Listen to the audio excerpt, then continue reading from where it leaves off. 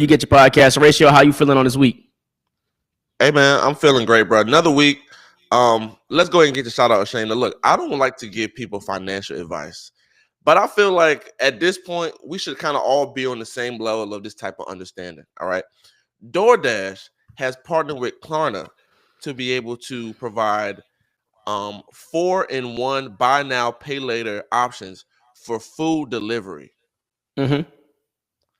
How if you have to take out a loan, a micro loan for a fucking a Big Mac.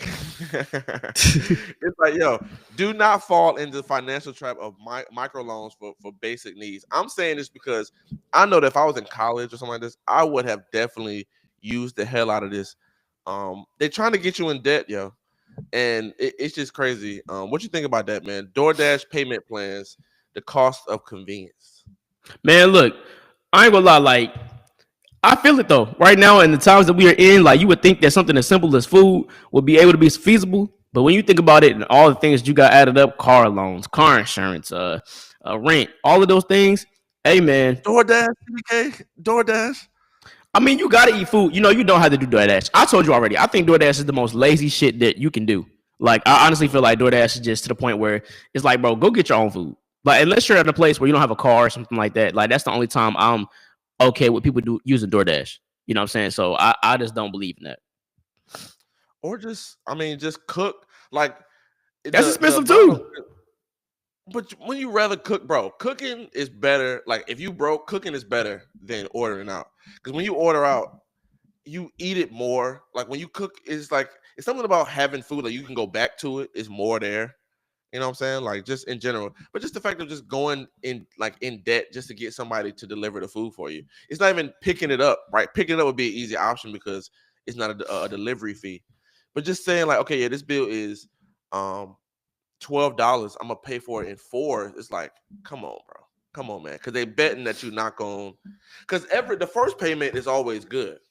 The Mm-hmm. first and the second payment is always good. But it's when you get paid like 3 months in, you don't care about that cheeseburger that you bought 3 months ago. You know what I'm saying? You're just gonna be like, fuck it. And now it's on your credit. And now, but look, I ain't trying to give you financial advice because I'm saying I would have used it up too. But fucking your credit up over a fish fillet is crazy. What you got? Yo, let's get past thinking that people are okay because you see them on social media. We see this on the good side of things. Like people always talking about like how successful folks are and like where they are in life, and people aspire to be others based on what they post. But that also goes with mental health as well. Like just because people are not posting suicide notes on their close friends does not mean that folks is not okay because they doing out and doing a regular everyday thing. I'm saying this because I was talking to a friend and we don't talk as much as we used to. And they was like, oh, well, I know that you okay because you be posting all the time. And I'm like, well, I post because I got to, number one. Number two, you think I post everything and I really don't. That's the crazy part. Just because I post a lot doesn't mean I post everything. And number three, that's an assumption based off. That's why family reunions, like we talked about a while ago, why they don't matter as much because people have Facebook and things and they feel like they see and talk to people and interact with people more than they used to, which you kind of do. And it kind of takes away from the fact of getting up with other people and like the human interaction again.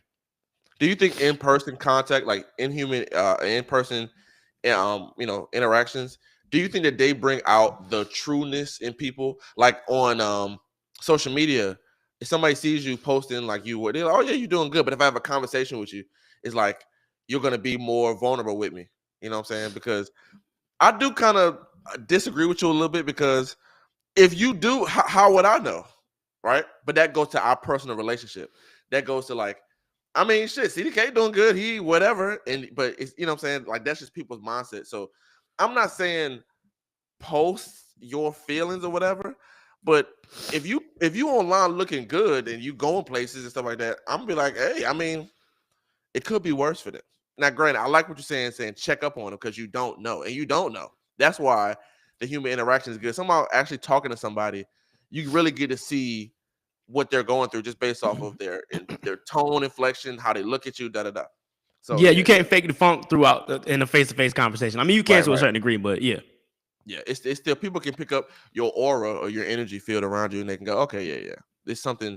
This guy's okay. He's not okay. Whatever. But that's why people like the internet so much. You can literally fake it. You can fake a mood, an attitude, or whatever, and be chronically, depressed or whatever, and be able to go like, oh yeah, they're doing good. All right, let's move on, man. Oh, did you see this? Marvin Sapp's $40,000 sticker. Yo, I'm not gonna lie. I've seen a lot from the churches, and being that I've grown up, born and raised in the churches, I have my own situation and feelings when it comes to tithing and how that goes with everything. And I feel like that's something that you should do on your own, and you know what you're supposed to do. Nobody should force you to do it. But the way that he went about that, close the doors. I said close the doors. But Whoa. hold on. But we've all seen pastors do that. You've seen a pastor do that in real life, in real time, No. haven't you? No. You've never seen a pastor get up and go, say just a random amount of money and be like, "It's enough No. people in here." You've never seen that? Okay. Well, No. I've seen some pastors be like, do exactly what he did, not the close the doors thing, but in the same vein, in the same energy of that. So to me, that is a little bit of part of going to the black church in some places, because I've seen that. I've seen like, okay, the pastor get up and they do a separate offering for the guest pastor or whatever. And it's like, you see how they kind of chase money in a way, you know what I'm saying, in the church. And this is kind of why young people are running from the church, in my opinion, is because on some level it contradicts itself. You know what I'm saying? You I'm not saying him like specifically because he's a gospel singer, he's a famous guy, but we're believing God for God as our source, and then now you are trapping us in here, asking us for a certain amount of money after you already took the offering. That's the thing, CDK. This is the second offering. This is the second offering. Oh nah. But look, asking people, because the same thing we had with Pastor Keon, right? Asking people for a certain amount of money. If them your flock, hey man, I get it. Like, I feel like you can do that. It takes money to operate the church. It does, but saying like, okay, this is the thing. What our church used to do, my home church, we used to say how much money that we had last week in the bulletin board. It'll tell you like all the financial stuff. Like, hey, last week we got up to $15,000 in tithes, right? Then they'll say, okay, this is how much the building costs. Like, breaking stuff down. This is how much lights cost. So if we want to move into this new building, if we want to get this new children's center, this is what we need. I feel like from a business standpoint, okay, now you're being transparent with people. You're letting people know where we are. You're letting people know how much more we need. So if you want to move a little bit faster or even put our name on the bill, because my pastor was real. He was like, I'm not putting my name on no lease that we can't pay. Right. Because at the end of the day, that's on my face card. So it's like, and on our credit. So it's like, we have to make sure that we're able to be financial. So I have to be open with y'all about this and understand that church is still a business. So my relationship with church and money has always been in a healthy place, just because like I understand it from the business perspective as well. Some people think you should just be doing church for free. And there's also people in the church that got to get paid too. Like, that's okay. So that's my point, right? You just said church is not free.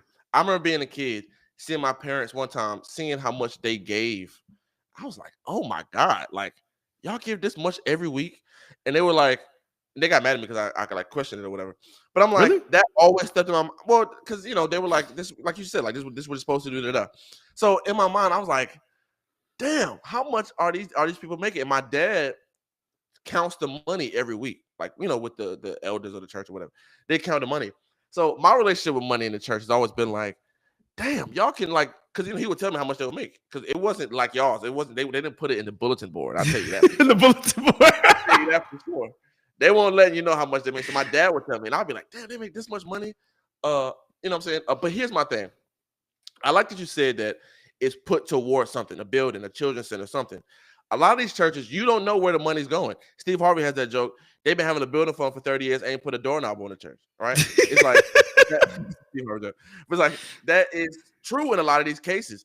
And so you kind of have to, I guess it's your own discernment based on your own pastor, right? Like, if you can see, like, if your situation like this, and you in Marvin Sapp's church, and that made you uncomfortable, you're like, well, hey, I can see that this guy isn't the best with money.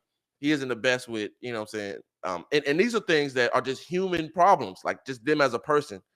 And maybe they don't necessarily believe in what they're saying, because if they did, then it wouldn't be such a desperate tone. Putting out the amount of money that you want to get is, to me, is kind of crazy. Because $40,000 that's why I used to be like, wow, they made that much money, because you don't realize, like, those people don't have that. Like most people in there don't have $40,000 just to give right there, right? Like just that big amount. So when you say a big amount like that, people go, "Whoa!" That's what all the backlash is about. They go, "What? $40,000, whatever." It's because that's not an amount of money. That's why you don't say that in public. You know what I'm saying? Because people are gonna go, "Whoa!" Instantly, they're gonna go. They're gonna get defensive when you do that. Now, granted, his whole thing was to give $20. Now that I can see because Yeah, if you $20 are a is feasible. pastor, if you are a pastor and you're trying to help people translate, my boy Evan always says it's like if you're going to church or something, there should always be receipts. Your life should show the fruit of what I'm saying of what you're being in. And so if that's the case, then everybody should have $20. That should be his mindset. Everybody in my church is abundant, is prosperous. That you come in from that angle. You don't come in from an angle of like close the doors, da da da. Like that's the craziest part is what people are talking about, him closing the doors. But I've seen pastors do that same exact thing. And maybe like maybe and adding more desperation than what he did. Yeah, I think that's what it was. But I want to go into this too. When did we become such narcissists, bro? Like, yo, and I hate using that word because it's just overused at this point. But what is when somebody texts you and says, "I'm in your city"? What do you when you text somebody and say, "I'm in your city"? What does that mean? I would never do that. Why? Well, it depends on who it is. If I was talking to you, if I was talking, but it's also like it depends on who it is. People want you said narcissist, like so you're saying that people say I'm in your city and they want you to make their trip. Okay, no. On the other side of that, because I've been seeing that people are like, "You didn't come to the city for me." Well, duh, nigga. I came to the city to do something, and I also want to Right. spend time with you. That's why, or either fuck you. That's what I'm trying to do. So it's one of the two. But Yeah. regardless, I'm trying to see you. People are like, "Oh, well, you came to do what you came to do, so go do that." Like, what do you mean? Like, you can't visit your folks while you in the city. But I was Yeah. asking that because, like you said, it depends on who you're talking to when Yeah. you apply with that.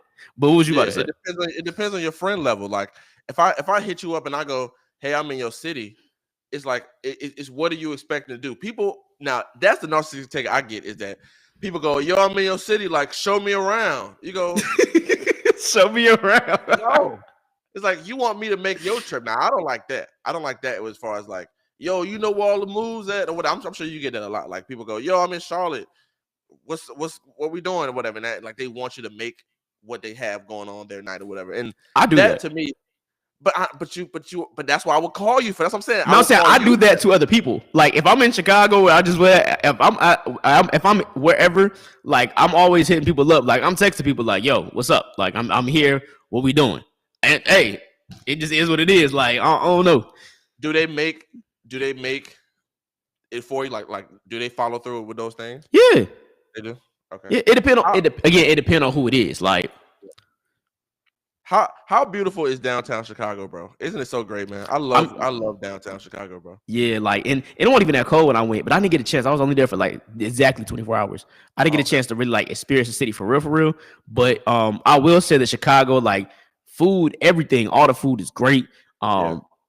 And I like the Midwest because like Chicago folks are like city folks, but they're not like too city. Like the Right. Chicago is like a big city, but it's not like the New York and the we Chicago. You know what I'm saying? Like they can still Mhm. understand that there's life outside of where they're from. Right. Right. Definitely. Okay, let's move on. Okay, I want to ask you about this. Did you go to the Millennium Tour? Yes. Okay. How was that? How was that? That's Yo. what I'm seeing on Instagram or online. It's like because our age, we were like kids when all that music was being, so Mhm. it's like we do know it, but we weren't outside. So the Mhm. people that were like in the like um going to the club with business casual, that's their fucking like concert to go Yeah. to. How was it? How was it? Okay, so for me, I'm more of an old head. So it's like even though I'm only 26, that's what I like lean on. So Mm, and because I didn't listen to that music until I became older, because as a kid I wasn't allowed to really listen to that.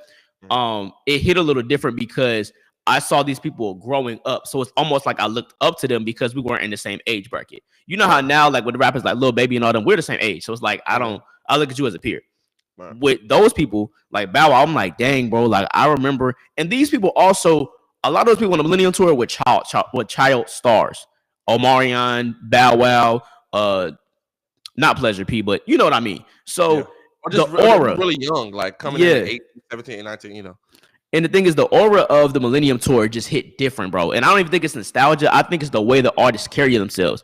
Coming from the bottom of the stage, walking through the crowd, hugging the people. Like Lloyd walked through the crowd, hugging people, waving his hand through the spotlight. Like I feel like artists today don't do that. Like Right. it just hits different. The theme, the stage, the stage presence, knowing everybody's personalities. Ray J thinking he's bigger than the damn program. RSVP Autumn had a T-shirt on. He ain't had no T-shirt on. So Right.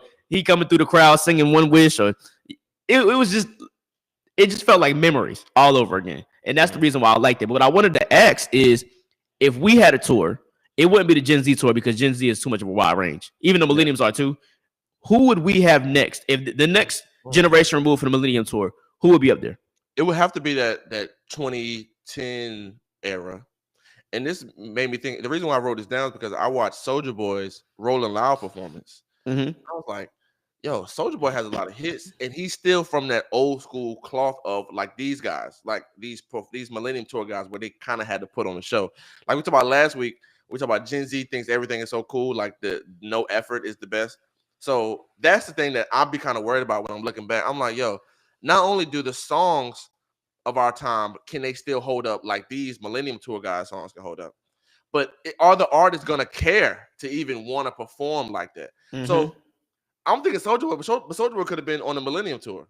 You know what I'm saying? He was on the first one. It was the first and the second one. It would have to be somebody from that like the 2010 like type of time. Mindless Behavior? I don't know. No, and that's another thing too, yo. There is no stuff for kids, like preteen kids nowadays. Like there's no mindless behavior. There's no age. It's like they have to go from whatever they like kid shit to Sexy Red. You know what I'm saying? Coco Melon, the Sexy Red is crazy. Grow the fuck up. No, bro, for real. Like you already, because like there is no kid acts that are gonna bring back that nostalgia. It's gonna be all grown people. So I guess ours would be like the Sexy Reds. I would be like that kind of age group. But there's nobody in our age to me that is doing that. But when you see the Millennium Tour, you do kind of see like, yeah, these acts came from that old school, like the people that they were looking up to were in the 90s or whatever, because they put on a show better than, you know, most, or better than the new kids. But yeah, that's what I was going. I don't know, man. I got to think about who would be on our like list to see in the future. But let's move on, man. Okay, this week in AI, we haven't done this in a while. ChatGPT, OpenAI is coming back with a. I mean, you thought that this. I mean, we talk about it gets better every single day.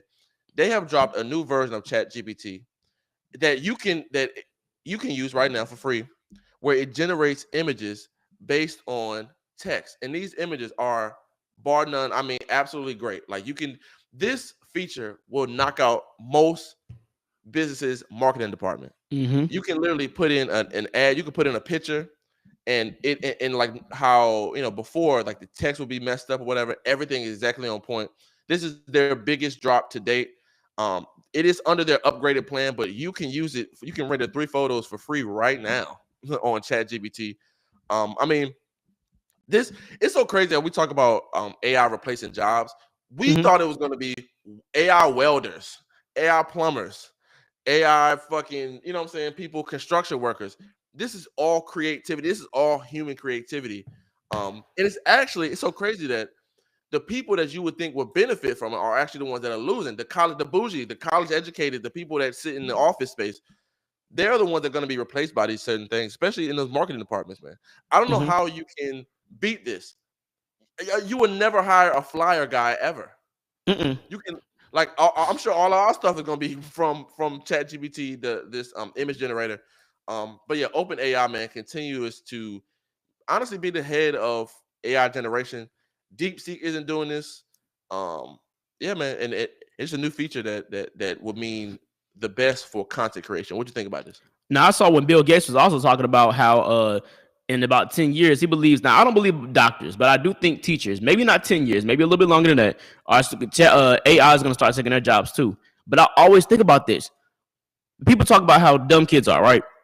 Mhm. What's the point at this point if they don't, they, at any point in their life, they're going to have access to Right. anything they need at their fingertips. Like, so what? When are you never, you're not going to ever have a calculator, like not have a calculator on your hands because you're always going to have your phone. You can Google and search anything that you need to find out outside of reading and writing. Like, what do you need to really know, like on the top of your head, just to know it, outside Right. of just knowing it? You know what I'm saying? Like, you're not going to really need to But know you know what's anything. so crazy though? As the older folks that we didn't have AI, like we had Mm-hmm. social media, we didn't have AI. That is, it's like and this with every generation. They try to make them feel bad, the kids feel bad for technology that they have that they couldn't even control. So it's like it's like we're gonna say this like, oh, it's making you dumb or whatever, but it's like, what else can they do? Like, you would use it. You telling me if I had ChatGPT in school, everything that I would have turned in wouldn't be from that? Facts. It's Yeah, like, you would have too.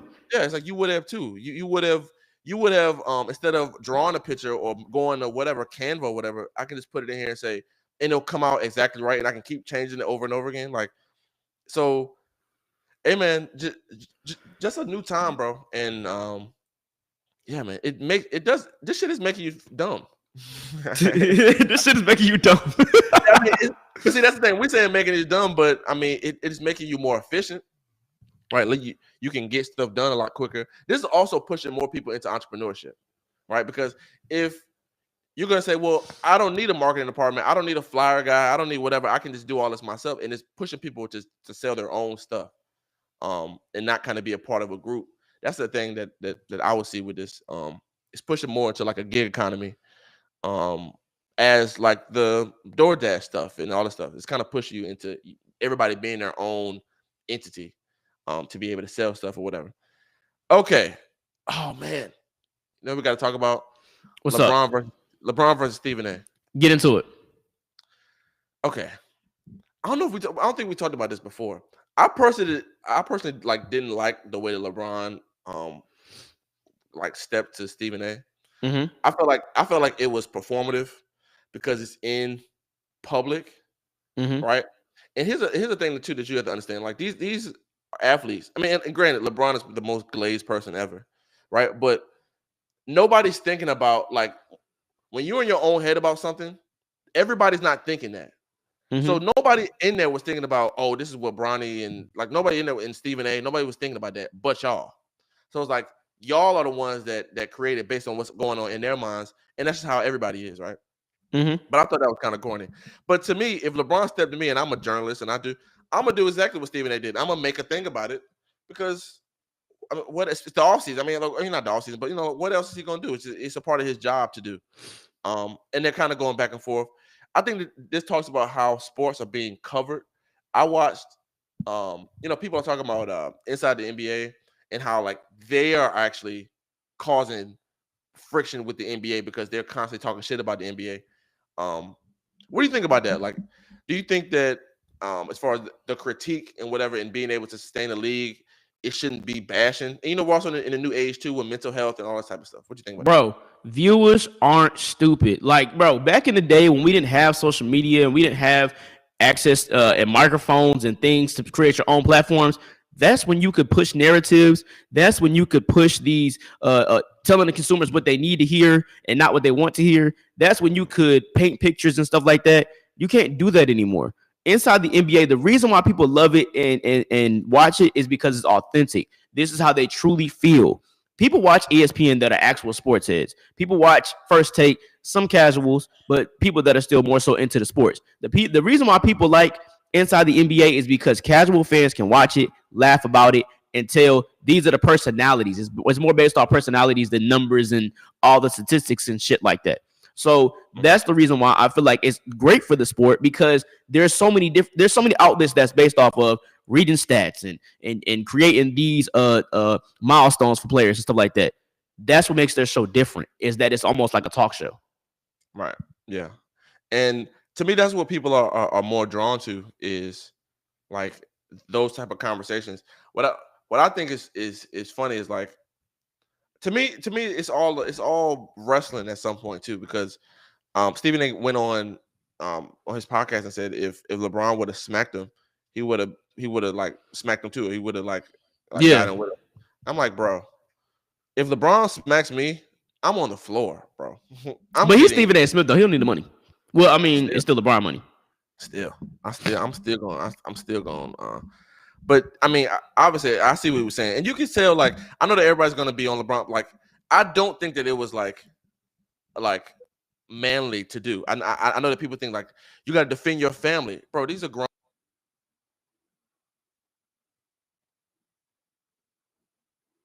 But yeah, Ronnie's a grown man, and to me, I would not like if my dad did that to me.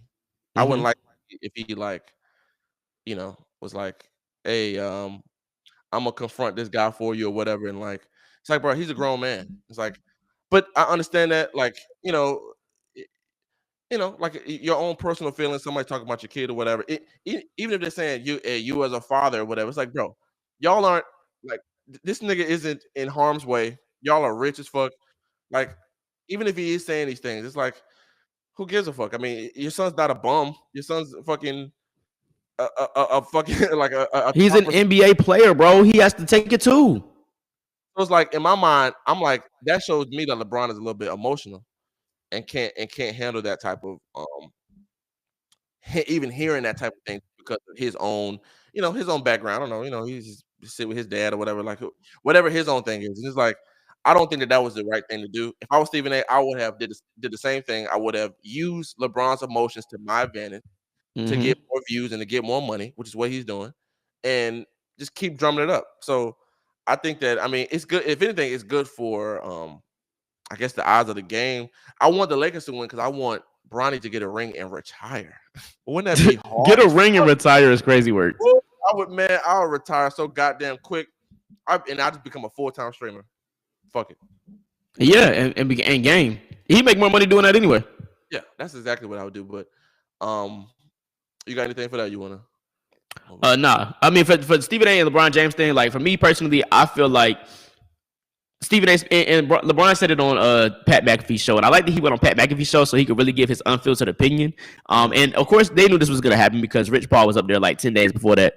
So I like the fact that LeBron James is actually speaking up because I know Steve. What's the boy name? Skip Bayless is sick. Skip Bayless talked shit about LeBron for 20 years of his life and has never gotten a response. But Yeah. but Stephen A. Smith has.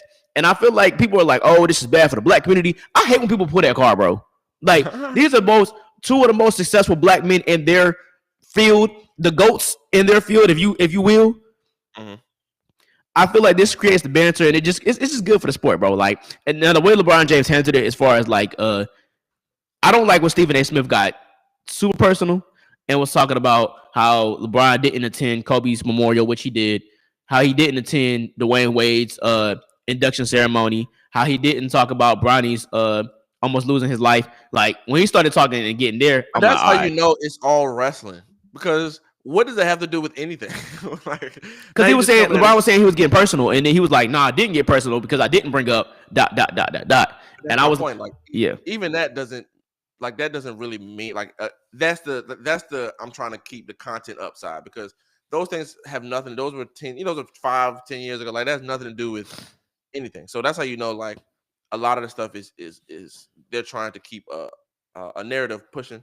But yeah, I don't like how when they do the black man thing. It's like come on now. It's all um it is what it is. Speaking of black men, and this is my last topic, and this is kind of going back to what we talked about last week. Where we were talking about the episode was the oldest YN, talking about how like effort or whatever. But I think what it is black men we hold on to being cool for the rest of our lives. mm-hmm. Like a 55-year-old black man and a 55-year-old white man, two different spectrums of cool. And I'm not saying that's a bad thing. It's just that we talked about last week how and I thought about this. We talked about last week how like the artists age out with their music and why can't they keep their it's because we want to be cool for so long. Like 55-year-old white guys have given up on being cool. They don't give a fuck. They are literally in their own like thing. And we still are cool. And that's a great thing, but it can also be a downside too. I think that downside can try to keep black men from evolving. What you think about that?